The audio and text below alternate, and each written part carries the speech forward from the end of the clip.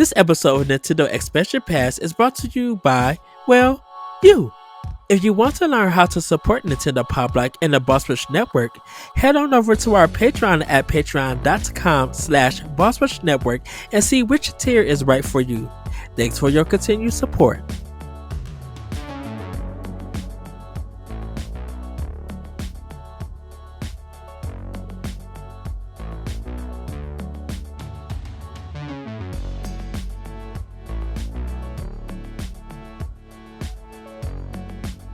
Hello everybody, welcome to Nintendo Expansion Pass here on Boss Rush Games. I'm your host and Let's Excited ADV. Joining me is the one, the only Bossman himself, Mr. Corey Dirrig. Hello, good sir.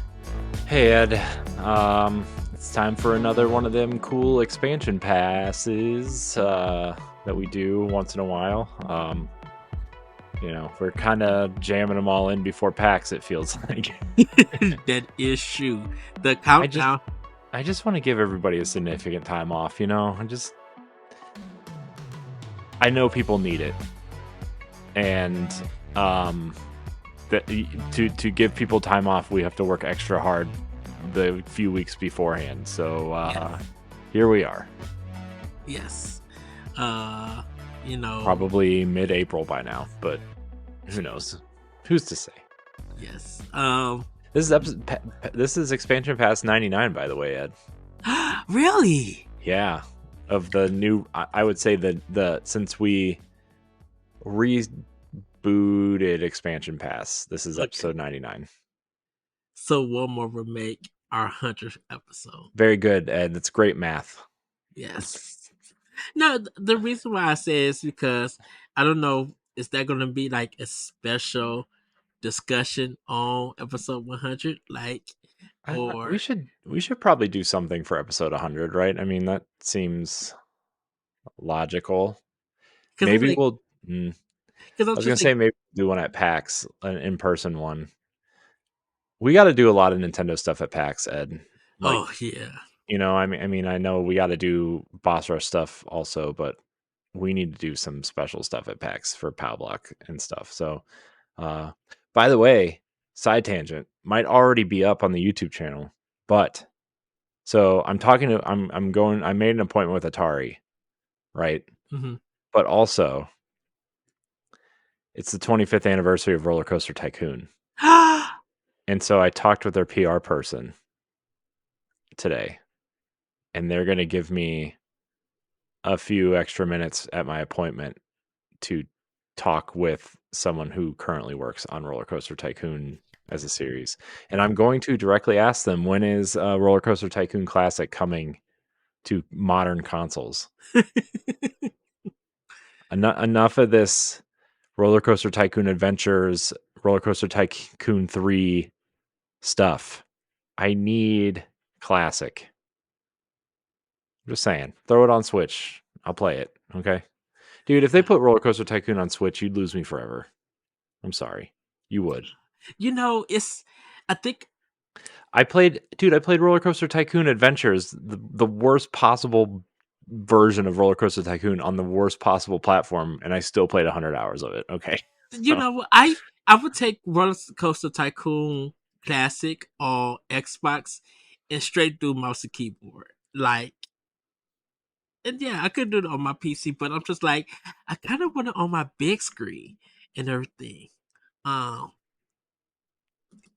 just be like, because I think I would love to stream that game, just to show my designs and everything. Like Roller Coaster Tycoon 3, I would definitely stream on Xbox because I want to show my designs. And since it allows keyboard and mouse, I'm like, why not? Mm-hmm. Goodness, that game is just Roller Coaster Tycoon 3 is my game. I love 1, 2 is good. But I think, like I said, I love 3 because of the unlimited financing and things I could do with just the sandbox. You don't like to play the game. You just want to build the roller coasters. Yeah, for 3, yes. But you know what? I think because I think I I would have to relearn some things about 1 and 3 campaign and stuff. But I have always been about designing my own roller coasters ever since I was a kid. Because, me and you are different when it comes to amusement park. You're straight Disney. I'm Six Flags. So, and not no disrespect to Disney, but Disney is a theme attraction. So it's not about much a lot about the roller coasters. It's about the experience there. Mhm. Going through their IPs or franchises and stuff, and food and everything. It's a really family experience, and they cater to mostly kids, and it's a magical feeling. Where Six Flags is like about the thrill. It's about the roller coaster design. It's about the science of gravity with the roller coasters. Like, how do they do this? How this curve got this angle? And it's all about that. So I think that's what I like about Six Flags. Definitely being an area that's where I grew up. Uh, and riding those roller coasters and having that fun, um, taking that experience to Roller Coaster Tycoon 3, I'm more about designing the coasters where you are about designing the park. And I think it's because of Disney and how they designed their park. I mean, sure, but also I just like playing the game. I like the business parts of it. Mm-hmm. I think it's challenging and fun, and it teaches you a lot, I think, and I like playing the business parts of that game. I know that's weird, but I think No. it's uh you know, I think it's fun.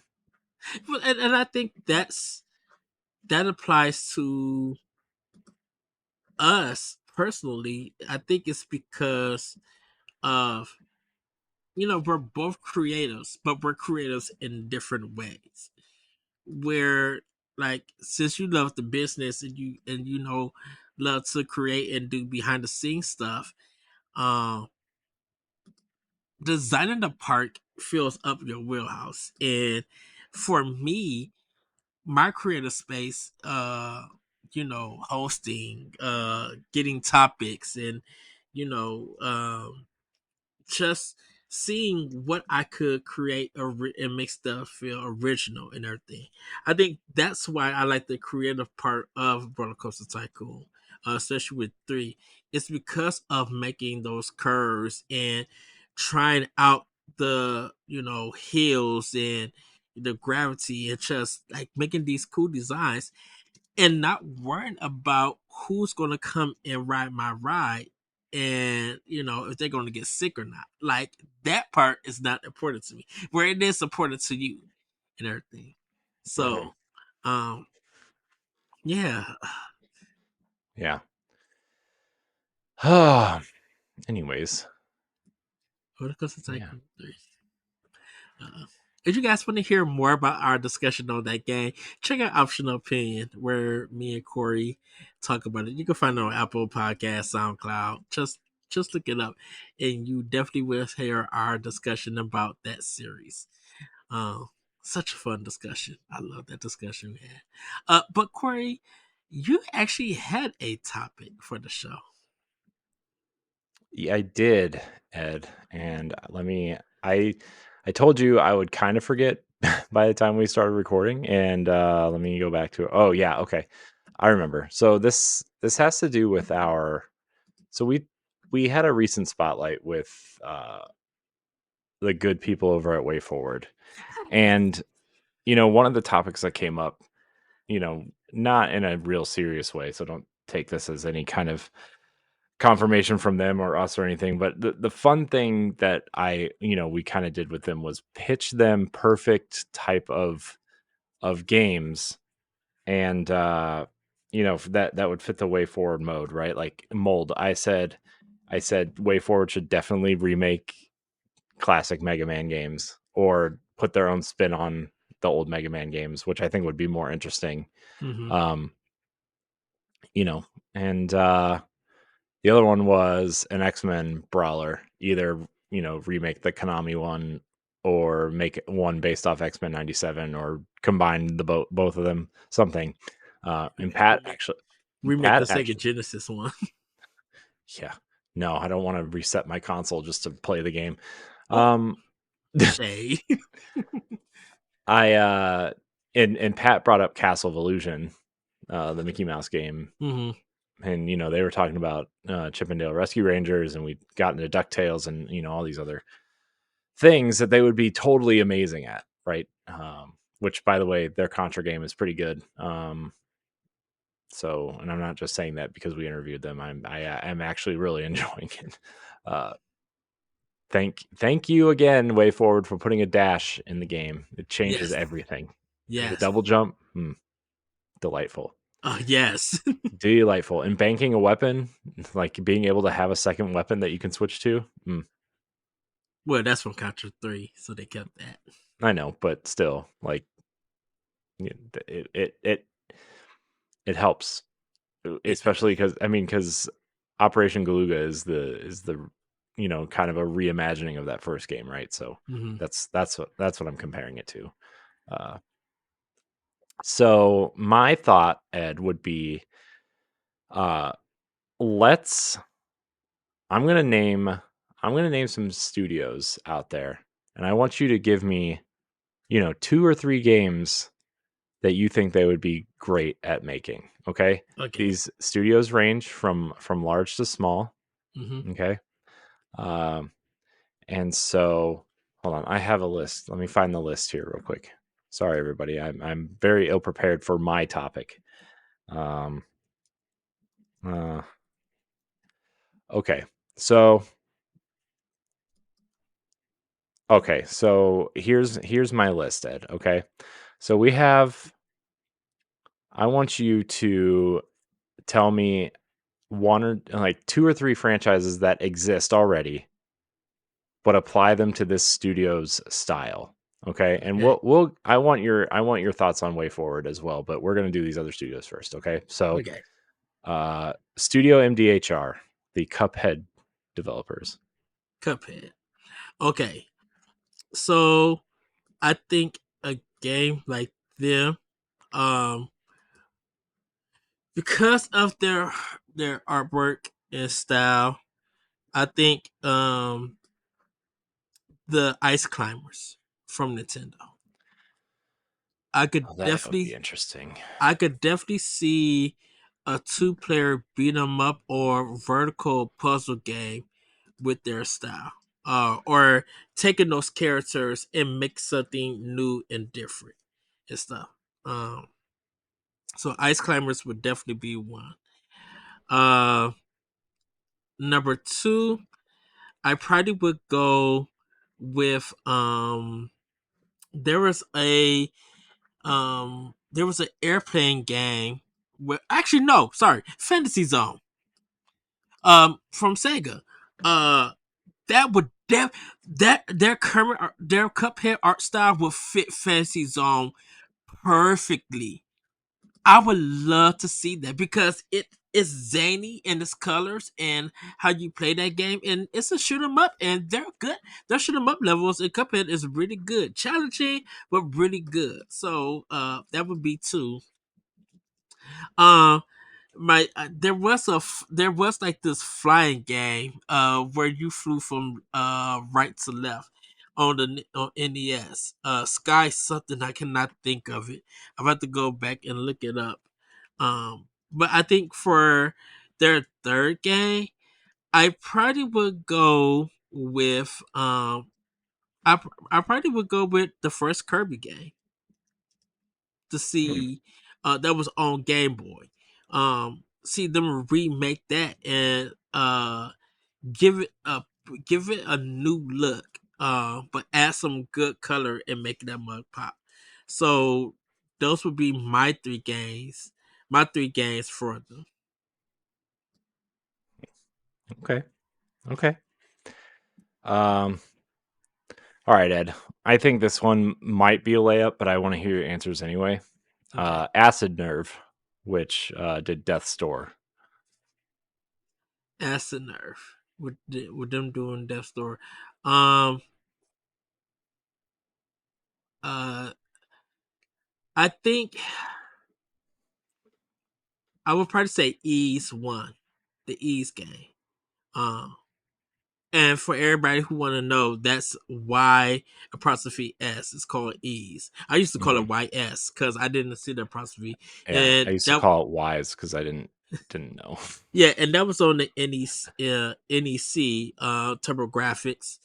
Yeah, Um, well, Ease Origins is on Switch now. So I mean, Origins. It's weird because it's Origins 8, 9, and 10. mm, Although I think, correct me if I'm wrong, like the arc that 8, 9, and 10 are a part of yeah, also includes 7, which is not on the Switch, it's so is what weird. I heard. And so, like, I've been wanting to play it. I've been wanting to play Ys for so long. And I'm like, oh, well, this saga starts with 7. I'll go ahead and play that. And 8, 9, and 10 are on Switch, and 7 is not. And I don't want to start, Ed, in the middle of a saga. Who does Yeah, that? yeah. You know? Um, Number two is another TurboGrafx game called Dungeon Explorer. It's like 8 dungeons, top down. I remember my mom getting me this game. It was like only $20. She got it for me on a Saturday, and I was finished with it Sunday morning before I went to church. Um, so that would be my second game. My third one from them uh would probably, oh man, I think my third one from them, if Working Design had let them do it, I think a remake of Alondra would definitely be one. Hmm. Because Alondra has that same feeling of Death's Door in a sense. Even though Death's Door is on a diag and Alondra is on like a top down view, their games feel like earlier Working Design games. So those would be my three. Ease, uh Dungeon Explorer, and Alondra. Hmm. Okay. Okay. Now, this next one might also be a layup, but I'm also interested to hear what you have to say because they've done some pretty interesting games, and they're all pretty different. Heart Machine. So they did Hyperlight Drifter, they did Solar Ash, and now they're doing Hyperlight Breaker, which is like a 3D action ish Mhm. game. Uh, so yeah, tell me. Um, Goodness. Okay, so I have an idea that might be great for them. um, hmm. With them, goodness, I probably would have them do Back to the Future What? from the NES or LGN. Um, but literally change it where it is a top-down exploring game. From them. Uh, because I know the LGN version is kind of a mess and stuff, but I kind of would love to see them do like an exploration adventure from. Um, Another one would be Space Harrier for the Sega Master System, a remake of that. Because of Solar Ash with the quick movement in there. With that. Um, and then third, I probably what would be their third game? Um, Goodness, their third. What is that? There was a Capcom game that wasn't Strider, but it was like Raijin or something. where this man had this sword. It was a 2D kind of game. Strider? No, it was a different one. Uh, I don't know. Strider, you had a sword, sort of. right, but Strider has been uh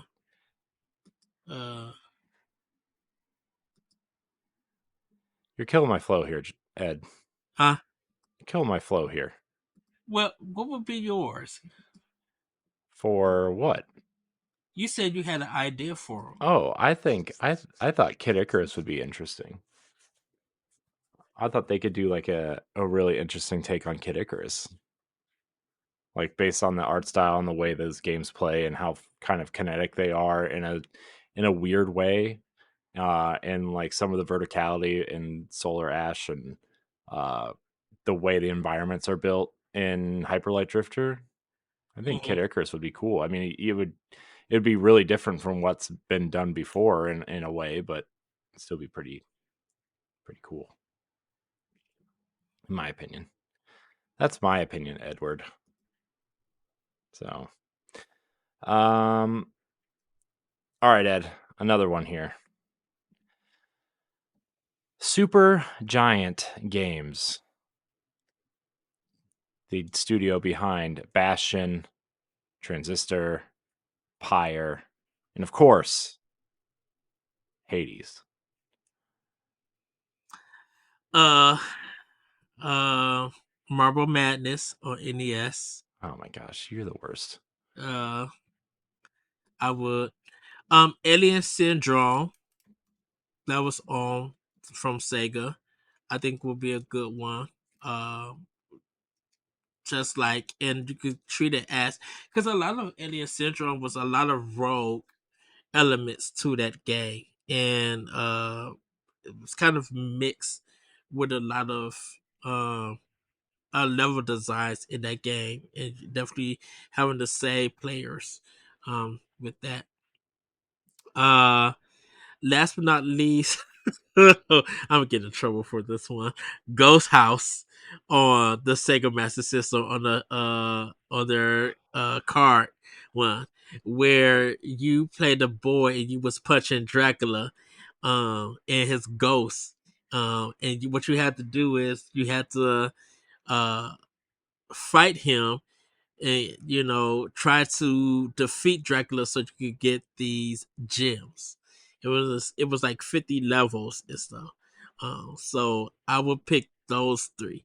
I think them doing Ghost House in a third person, not third person, in a Diac 3D environment, and making it slick would be a good one. So those would be my three. Why are you the worst? What? I don't know. I'm just messing with you. I'm just kidding.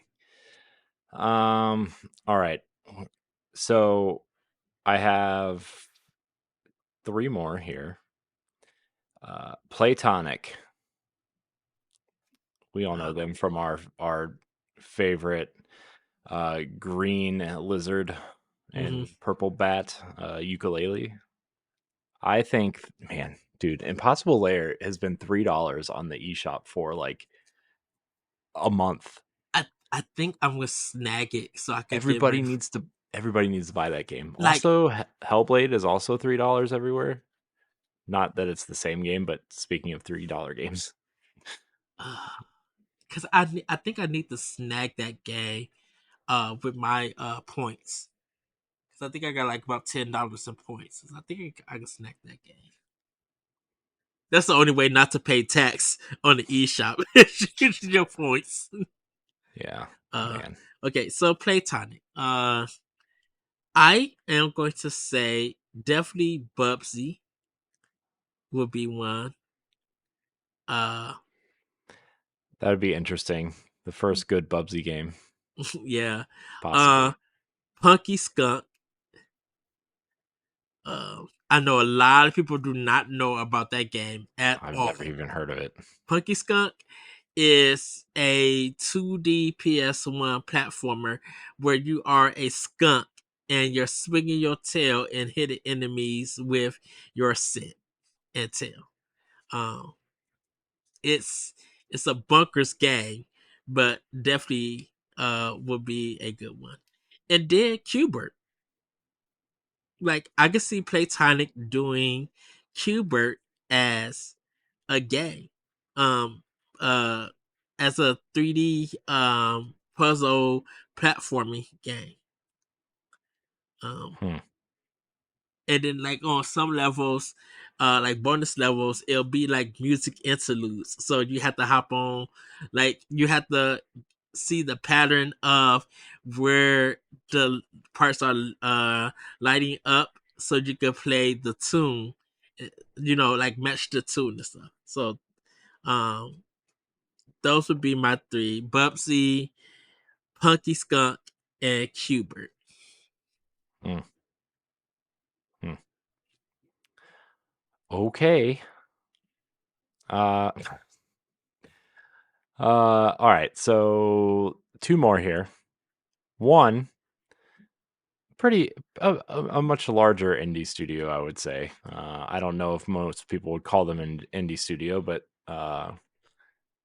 Arrowhead, uh, the the developers behind the hit game Helldivers 2, and also the original Helldivers. Huh.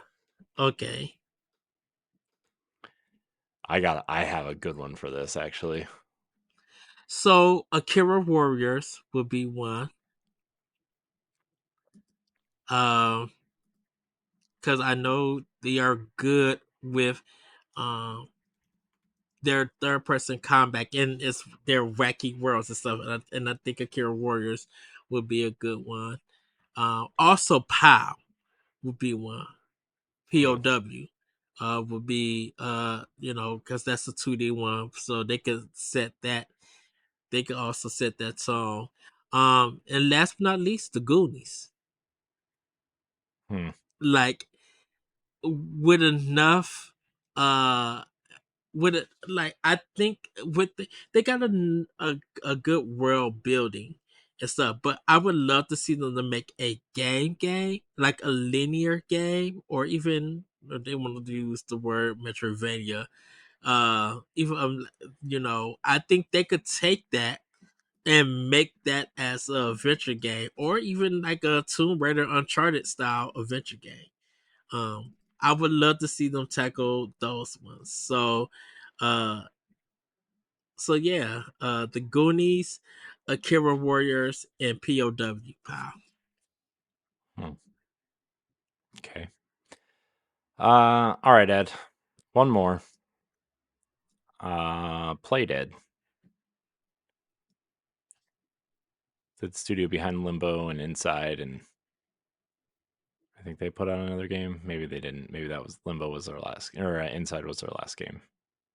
Okay, so for them, and I think I will probably go because they're more like atmospheric style games. Uh, I I mean, Flashback has already been done, and stuff, but I think I just feel like there's a Sega CD game they would need to touch. Sewer Shark. Ooh, good Google. Well, actually, that's not a bad idea. Um, It's a terrible idea. Nobody should ever remake Sewer Shark. Nobody should ever touch Sewer Shark ever again. right. Uh, I hmm. I would say Maniac Mansion would be one. Uh, but kind of make it uh a linear game, not so much like a adventure Lucas Ark style game. I would love for that to be like just a regular adventure game. Um, another another one. I'm going to break the mold and have them actually make Renegade. That was on NES.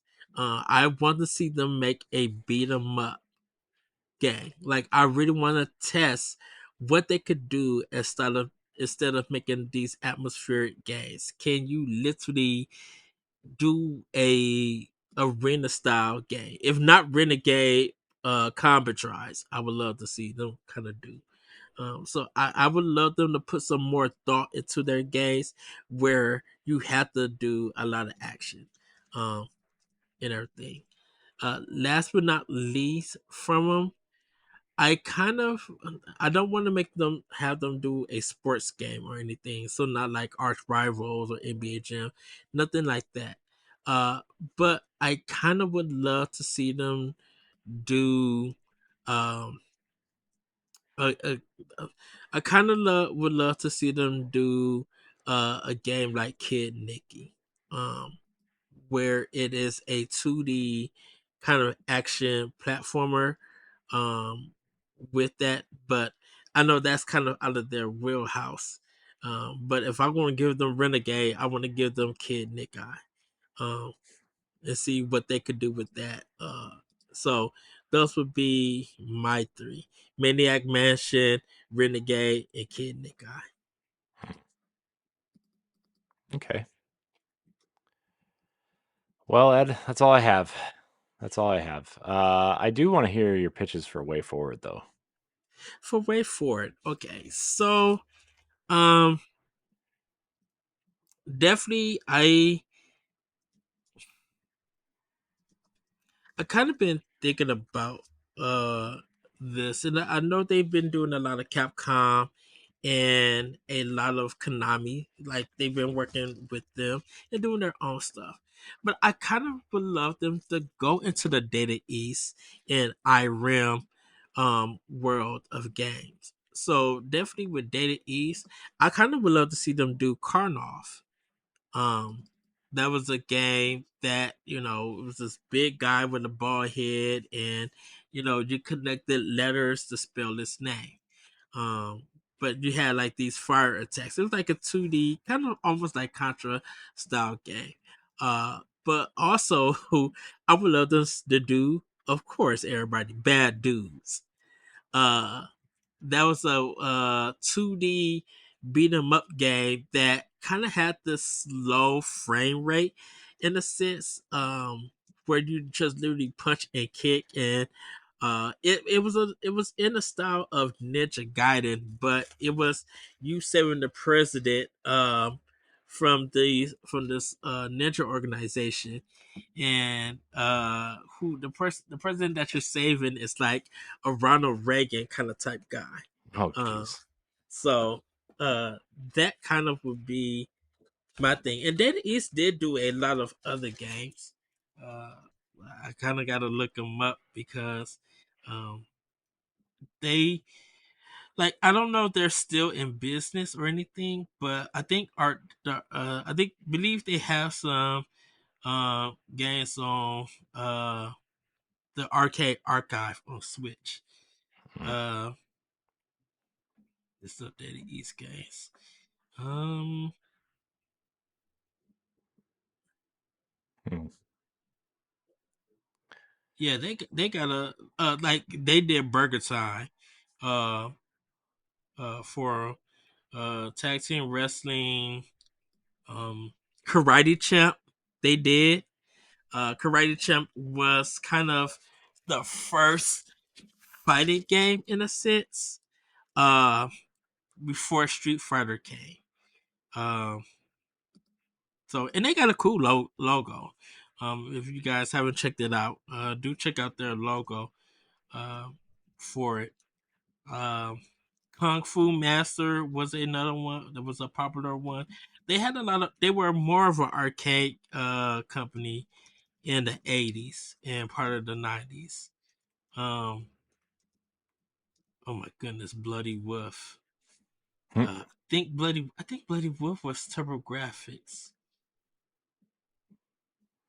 Yeah, that was like a 2D army game. Uh, with Hmm. Okay. yeah, Joe and Mac for everybody. WayForward would do good with Joe and Mac if they had a chance, uh, to do it. Uh, let's see. I kind of would love to do a shoot 'em up. Um, I know everybody. I'm not going to say Arrow Flash, But I think I will make want them to make Zonk. Uh, that was the like shoot 'em up version of Bunk Hmm. from Bunk's Adventures on TurboGrafx. I'm going a lot, kind of back to the Airzonk. TurboGrafx. Airzonk, that's it. Yeah, I would. That's up there. Ooh, WayForward could do a Bunk's Adventure remake. Yeah, I was. I mean, we've already gotten a bunch of like Alex Kidd type Yeah. remakes, I guess. Because that was one of my first thoughts. I was like trying to dig through Sega's catalog, and I'm like, oh well, Alex Kidd would be cool, but we've already gotten a bunch of those. Uh, I mean, I bet they could do something really interesting with Alter Beast or Mm-hmm. or Golden Axe or something. Yeah, but I think .mu has proven that if they take those titles, they're going to give it the love and care. No disrespect to Way For It or anything, but I think Way For It needs to obscure and not popular beat 'em ups for them to become recognizable and successful beat 'em up games.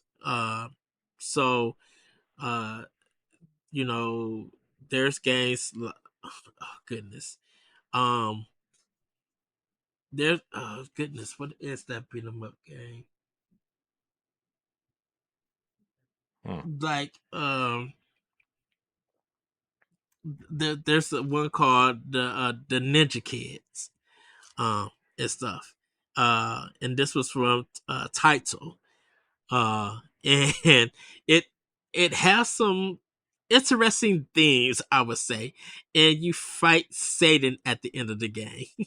I'm going to leave it at that because if you watch a playthrough, you might have your jaw on the floor, and I think Wait for it would give it a little bit more care about it. You would when you see the game in action and you see what it's about, you'll definitely be like, yeah, this is full on Japanese, not to be released in America, but somehow it came over. So I would definitely like them probably the touch on something like that. Um there is Vigilante, another game that I would love them to touch. That was on NEC. That was a 2D beat 'em up game where you had to save your girlfriend named Madonna that takes place in New York.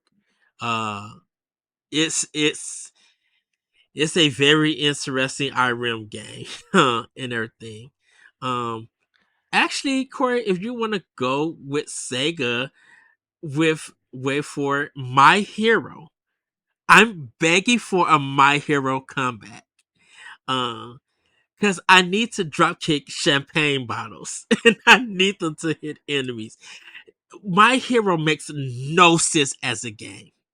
And it's one of those where your girlfriend you get punched as the hero and your girlfriend gets kidnapped, and it's you as a boy in this blue suit, pinstripe suit, with some red ruby lips, and you're jump kicking enemies. That's your that all you. I mean, you get I mean, that's your main attack to get you have to jump kick stuff. So, in order to hit enemies and stuff, you have to jump kick them or jump over them. Like you're fighting dogs, you're fighting punks.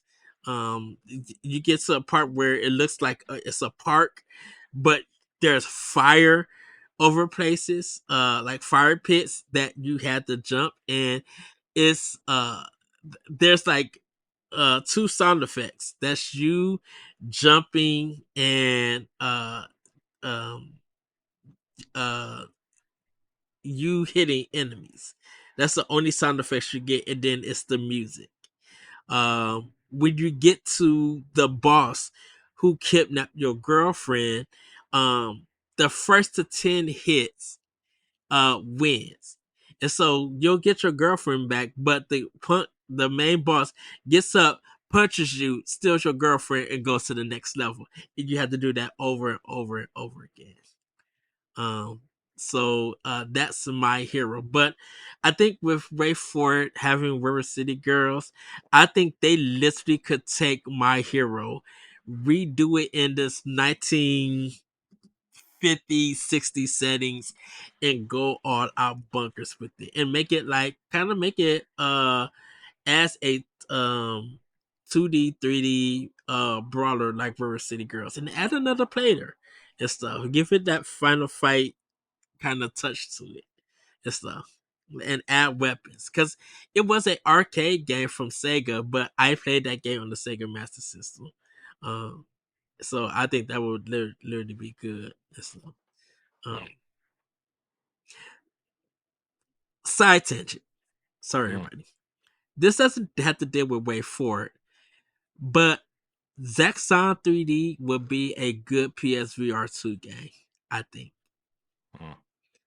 Because that was a game that was in 3D, and I think if I don't know who the developer could be, but I'm like, to bring that game back and put it in a 3D space with VR, that would be a good contender for a PSVR 2 game.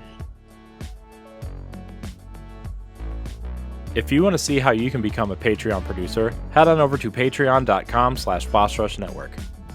The Patreon producers for this month are Adriel Munger, Austin Campbell, Celeste Roberts, Christian S., Sana Dirrig, Francisco Santillan, Matthew Keel, and Todd Oxtra. Thanks for your continued support of the Boss Rush Network.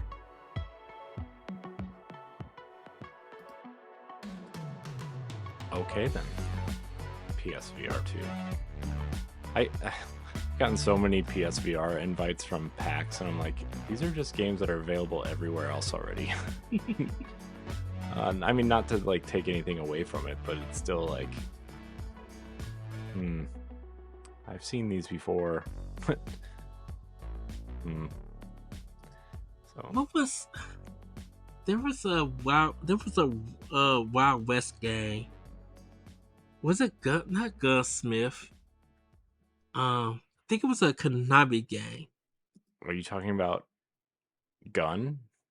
No, that was the open world kind of game. No, this one was on NES, and there was a Sega Master System one with it.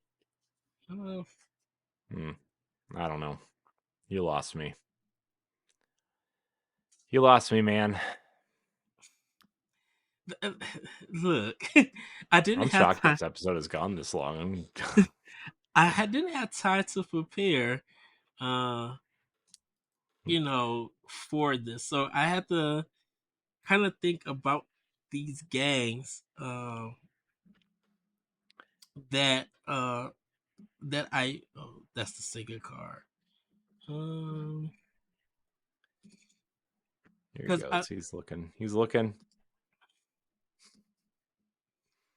like the Ninja from Sega Master System would be a good one. Ghouls and Ghosts was on the Sega Master System. The heck? That's a new one. How about Enduro Racer? Where's that? Where's that sequel? No. How about instead of Mario vs Sonic, we get Excite Bike versus Enduro Racer? That would be interesting. Except it's not a racing game. It's a combat. It's a car combat game, like Twisted Metal or Vigilante 8. Oh my goodness, Vigilante 8. Or for you modern kids, the Destruction All Stars. PlayStation. Man, that was a. Oh, anyways. Kung Fu Kid. Was that the Kung Fu Kid? Because I keep I've been thinking about this game called Kung Fu. Is it? I wonder if that's gonna be it, Kung Fu Kid. I don't know. It. You lost me. I don't know, man. And Everybody was kung fu fighting. Yes, Kung Fu Kid. Uh, it was a game on the Sega Master System. It was a beat 'em up where you're fighting zombies. For it. And like at the end of it, because it had horizontal and vertical levels, and you would jump up. You kick and jump, kick and punch and stuff. Um, and then you'll fight different enemies, boss enemies at the end of the levels and stuff. They only did one game for it. It's different than Black Belt, everybody. Um, Mhm. so yeah, I think that would be a good one for WayForward's Kung Fu Kid and stuff. Um man, like there's so many old games that they could do and touch. Um, the question is, will a lot of gamers remember them? Because we're in a age where I feel like there's and a lot of new gamers and a lot of, I would say, kind of not professional but well seasoned gamers. Like me and you, we're well seasoned because we grew up with games, and so we understand the concepts and the themes and stories and gameplay stuff like there. Where I think some of the new gamers are not familiar with some of the history, or they're more to Minecraft or Fortnite and games like that. A lot of Yeah. the Well, free I to mean, play stuff. it's the conversation we had a couple weeks ago.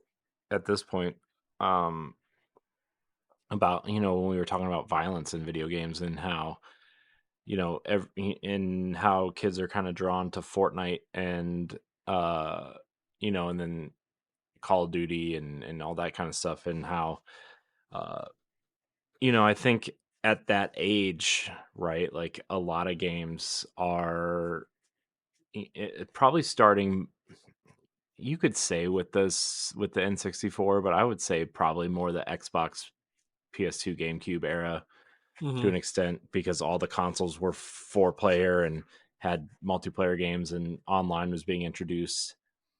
Like, it became a social thing, especially like playing Halo or Call of Duty, or SOCOM was huge, right? And so I think maybe beginning with that era, and then we still had couch co-op games like Mario Kart and Smash and Fusion Frenzy. You can't forget that Xbox classic. Right. But we had that. I think we didn't, at least me personally, like and sports games were huge. If you were, Madden was huge in my life for so long, and I don't know. I think you kind of change course in a way throughout your life, and your tastes change, and uh, you start to, as you get older, you start to understand. Well, hopefully, you start to understand different uh, aspects of games, and uh, you're playing games for more than just the social interaction or just to blow off some steam. And granted, you still need those games too, but I think you know with age comes a little bit of uh, you're paying attention more, and you respect the craft more, and uh, there are even games that you push through because of the story and not necessarily how fun it is. So um, yeah, I don't know. I think it kind of harkens back to that conversation a little bit. Yeah, it's Ed's just distracted. it's just interesting to see, you know, kids in games today, because you like, even with Roblox being a big thing with a lot of kids, it's kind of hard to enter their world of how they view video games and stuff. And will there come be a point of time where they do break out and become seasoned gamers at like us, because they tried different things, you know? Hmm. Yeah. So Well, I don't know, man. I think there are certain games that kind of pull people away from certain experiences. I don't know. I don't know, man. I'm trying to see how my kids are going to start looking at video games, and um, it was funny this past weekend.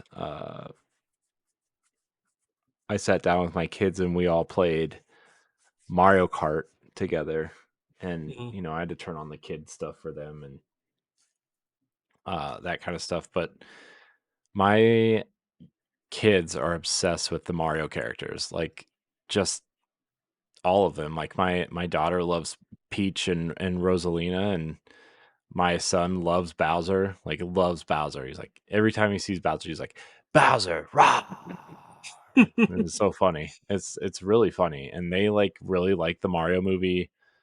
Um, and I'm just trying to see how they are experiencing video games for this generation, because it's so different from when you and I, I mean, even our experiences being, our age gap is, you know relevant to gaming generations, right? Like, mhm, you know there's a lot of time that I don't remember. I mean, my first video games were on the Atari 2600, but like I was 3 and 4, and like I remember bits and pieces of it, but like I really started remembering games when, like, I remember when I got my Game Boy and stuff like that, but like I really started remembering and really loving games when I got my NES, and then my cousin gave me his Genesis, and I had Ninja Turtles and Mario and Rocket Knight Adventures and stuff like that, and then the big turning point for me, at least, was the N64 was a huge, you know, I liked video games before, right? I would yeah, say, but N64 was the console that got me to love video games. And even though, like, I kind of look back and I realize, well, Nintendo 64, it's a great console. I love the console, but it's not like the greatest in terms of the library, right? I mean, there's definitely classics on there for sure, right? Zelda and Mario and Diddy Kong Racing and Banjo, right? That has an awesome library, but you could probably play everything you need to play on the N64 with maybe 15 carts, right? 15 yeah, cartridges. Uh, but then you look at the generation after on GameCube, and there's like hit after hit after hit after hit after hit, and Nintendo's handheld offerings have always been there too, right? And um, going and seeing my kids never experiencing the 8-bit generation, and then growing into the 16-bit generation, and then growing into the 32 and 64-bit generation, and then uh, you know growing up with games, like, we are the only generation that's going to experience that. and yeah, it's and it's I mean, this would be a fascinating expansion pass on its own, right? Maybe we can do that for like the 100th episode of expansion pass, like growing up with video games and talking about how kids are growing up now. But yeah, I really think it's fascinating how my kids are growing up seeing video games, and how Sonic isn't a video game character. He's just a character that exists on screen, or with or without a controller, or Pokemon is a TV show to them and there just happens to be games, right? Or, mhm, I mean, and then I was in Ninja Turtles, and like I never really, I mean, I thought about it, but I never really like thought about it until my kids and I played through the Bluey video game. They love Bluey, and that got them to want to play video games. Was there was a Bluey video game and they wanted to play video games, and it's like, oh yeah, duh, that's a real basic part of video games that I think we forget, because licensed games are so hit or miss. But when you're young, you don't know that. You just want to play because your favorite character is in there. And so, yeah, it's really fascinating to watch them see this. And then, um, yeah, my son loves Mario and Bowser, and uh, so I'm gonna. I think my son more than my daughter is gonna be the gamer. Because my daughter will play and then she'll like get up and do something else, and then she'll come back and be like, "Oh yeah, I was playing this game," and then she'll get up and go do something else. Where my son was just like, he'll sit there with a controller in his hand and just stare, right? Like Mm. most people do. So I think my son is definitely going to be the gamer, but my daughter she's really interested in the Princess Peach game. Although I think she thinks it's a dress up game because I showed her all the costumes and not like a video game. So we'll figure that. We'll cross that bridge when we get there. But There is a fashion game on Switch. I know Um, there's a lot of them. There's probably 20 of them. that would kind of be interesting to see, like if you got it for her, like how she would react to dressing up or her having a chance to create clothes and stuff. Yeah, Um, maybe. just to see how that is, because I think with kids they like creating stuff. They're in the age of creating. Hmm. Um, and sometimes there are games that do that. Like for me, Mario Paint was a big one. Now I'm not the best artist, I can admit that, but I love drawing. But they had the music section where you could put different sound effects to make songs, and some people have taken that, emulated on PC in a certain way, and kind of made like pop hits and stuff or covers and everything. And I was always into just making songs and things like that. And when there was like games where I could create stuff, definitely if it was a music game and I could create stuff, definitely the PS2 era. Uh, I I would go in and try to make music and everything. Hmm. I can say it and everything. I would try to make music because that's what I love to do. And this kind of jumps back into our first conversation about Roller Coaster Tycoon, that when 3 came out and I was able to make my roller coasters, my childhood dream came true because I just drew roller coasters. Like I could I there was a time that I um even though it was like simple lines and everything, I used to draw the Six Flags map or roller coasters by heart because I knew how all of them went. Like my body recognized how those rides went and stuff, and I would just draw them like just simple rides and everything. Um, but as a kid, or I would say definitely when I got older and Roller Coaster Tycoon 3 came out, I was like probably in my 20s. Um, that feeling of making a roller coaster was a big thing to me. Now, I didn't know behind the scenes that it takes a lot of work to make a roller coaster.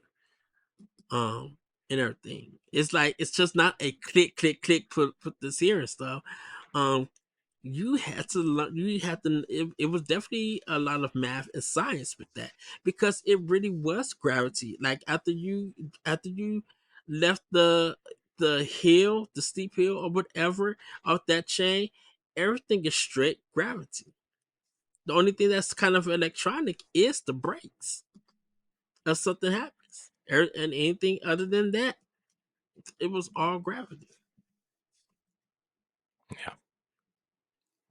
So, Yep. well, yeah, I think that would be a good conversation.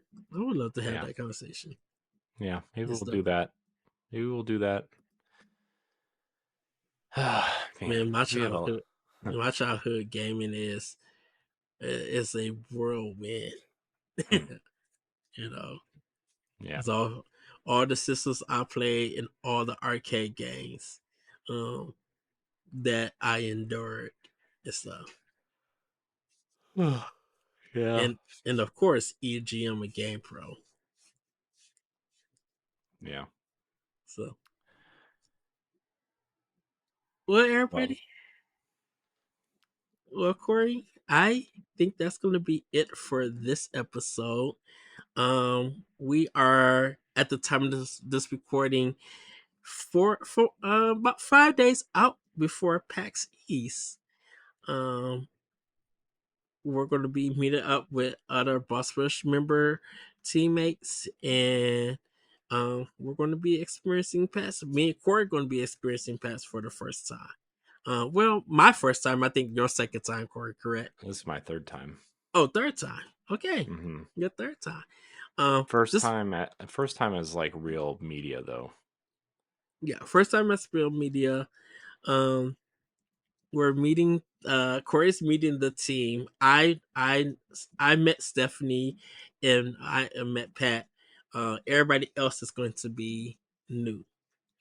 So I'm definitely excited about this meetup slash media and interviewing and playing games. I'm super excited for it. Uh, but with that, everybody, have a great week. Have a great weekend. And Corey, I think I like this one too. You bringing uh other developers and seeing what games that possibly they can make. I like that. Because it racks my brain, but I kind of had to dig deep into my memory of like what would be a game that would be kind of cool from it. I like that.